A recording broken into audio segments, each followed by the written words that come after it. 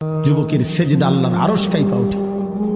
নওজোয়ান সেজদা দিলে আল্লাহ আরশ আজিম থেকে বলে, যুবক তুই আমারে সেজদা দিলি, যা ওয়াদা দিলাম হাসরের ময়দানে আমি তোরে আমার আরশের ছায়া দেব। বাহ বাহ, তোরে আমি পাশে বসাবো নওজোয়ান, তুই স্টেজে বইবি, স্টেজে বসবি, বাকিরা তাকায় দেখবে, বাপরে আমগো এলাকার হেতে দি বাদশাহ।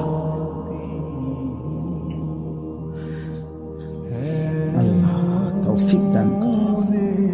চলেন এই আয়াতগুলোর তর্জমা বলি, শুধু তর্জমা। আল্লাহ তাআলা বলেন, কাল্লা ইদা দুক্কাতিল আরদু দাক্কান দাক্কা। বান্দা শুনো, যত লাফালাফি ফালাফালি করো মনে রাখো তুমিও একদিন থাকবা না, পৃথিবীও একদিন থাকবে না। এই গোটা জমিন আমি আল্লাহ তাআলা চূর্ণ বিচূর্ণ করে ফেলব, সব শেষ করে ফেলব। আসমান জমিন চন্দ্র সূর্য সব শেষ করে ফেলব। হাসরের মাঠ কায়েম হবে। ওয়া রাব্বুক, আর তোমার রব, সমস্ত মানুষ দাঁড়িয়ে থাকবে হাসরের মাঠে।